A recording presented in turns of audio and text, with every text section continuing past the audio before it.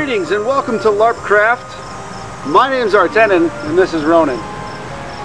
As you get started with the myths and legends, fantasy, medieval system that LarpCraft provides, one of the first questions that a lot of people have is, well, what type of LARP is it? How do your mechanics work? LarpCraft is unlike any other Nordic, vampire, or any other type of LARP in that we provide a seamless blend of combat and non-combat abilities and skills for players to enjoy. That's right. We want to make sure that anybody that comes to our games that either wants to participate in combat only or doesn't feel like they want to do any kind of combat can do so.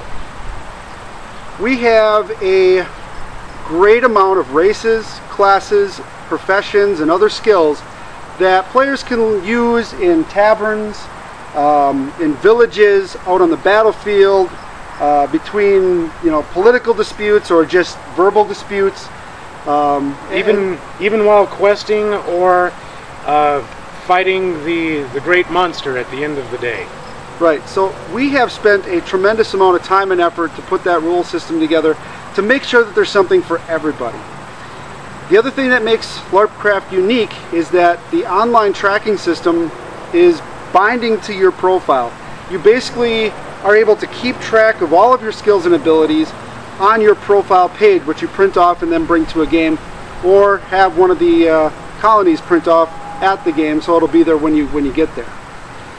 This way we're able to allow folks to go to many different games, and we encourage working together as many different colonies to build big games, to build a stronger community in a larger area. So what he's trying to say is, if you live in a certain part of the United States, or the world actually, you can go anywhere else as your character to a LarpCraft sanctioned event and use your character, get experience for being there.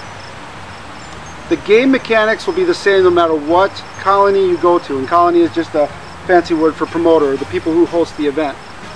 And while the lore will be different, the stories will be different, the monsters will be a little different, or the non-profile characters will be a little bit different, how the system works will be the same. So you can pretty much jump into a game and be good to go.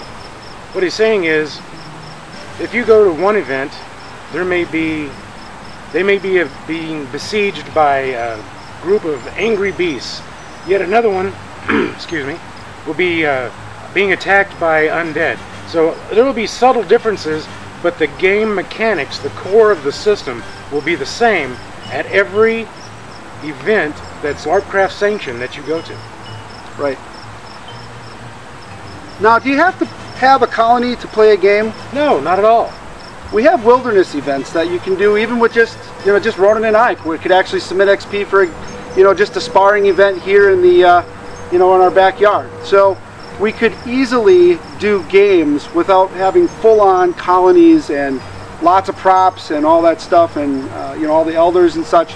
And we show you how to do that. So everybody starts somewhere, and most everybody starts with one or two people. That's right. If you want to get a group of your friends together and just hang out in your backyard, spar, practice, maybe even sit down, make your own chainmail, sew your own garb, a crafting session. Lore sessions. Developing your characters kind of in a round table setting, like what would our characters do if this happened, or this, or where do I want to come from? Working together as a small group can really help develop a character even before you start playing it out. Right, and that also, with that, it also helps to bring people together in your actual group. The more people have to actually say about what's going to happen, the more involved they'll get. So we encourage you to take a look at the scrolls.larpcraft.com. That's the tracking system through LarpCraft. You can get there from larpcraft.com as well. And these core mechanics of how we do these kind of games is also going to bleed over into other game sets and other genres that we're going to actually offer, like the Risen Zombie LARP, Wild West LARP, Galactic, which is kind of like your interstellar kind of futuristic LARP. Doctor Who meets steampunk. That's going to be the Genesis one. That's right. So we have all these different game sets that are going to feel very similar in how the mechanics work. So our gamers can have a very seamless experience depending on what types of games they want to go to. But we'll get into those systems at a later date. Right. So if you have any questions about the Myths and Legends system, make your free profile, pick a first and last medieval name. Do not include Sir, Lord, King, right, Grand Wizard, anything like that. We just want the, a medieval first and last name. And try not to put the Mighty or, Phoenix Bird or Orc the Miserable or Barbarian the Great, or, pick a first and last name. A first name for your character name, a last name for your family name or tribe name, or, the history of where you come from is usually bound to that last name. It doesn't have to be a traditional last name. Also, don't put any goofy symbols like hashtags or hyphens or colon, semicolon, whatever. No, don't put that in. Right.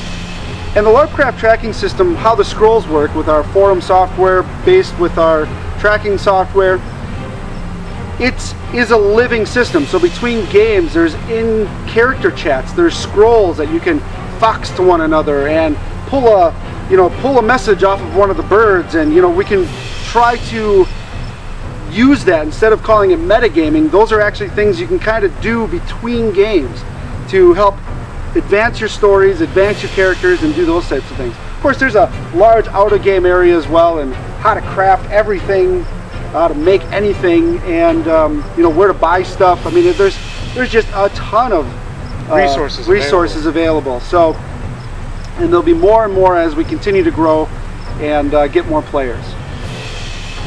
So that kind of takes care of how LarpCraft works, how the Myths and Legends medieval fantasy system works. And it's a really fun game, and we designed the rules and the professions to take a while. It's a building step, it's a building block process. You don't want to come in and develop a character in 3 games.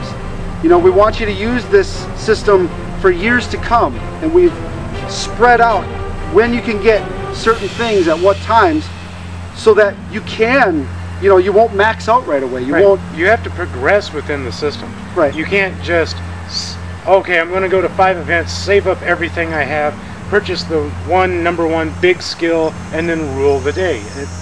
We really discourage people from doing that. This is about role play. This isn't about, number one winning, or I'm the best at combat.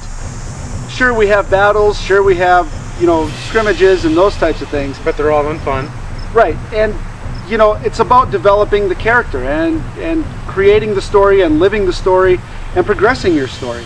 So it's more about the role play, not about just come out and combat stuff. Okay, my name's Artenin. And this is Ronan. And we'll see you in the games. Or on the field. Or on the field. Or on the forums. On the game forums. Or around town. Around town. Around town. Bring it around town. Ooh, ooh.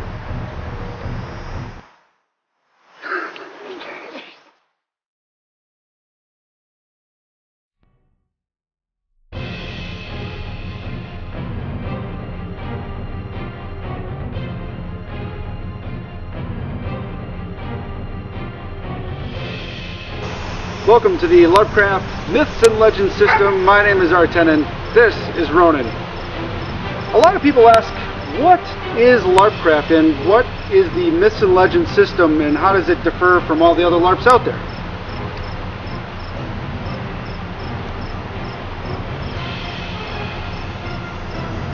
Yeah, it's different. Greetings and welcome to the LarpCraft Myths and Legends system. Woof, woof, woof, woof, woof.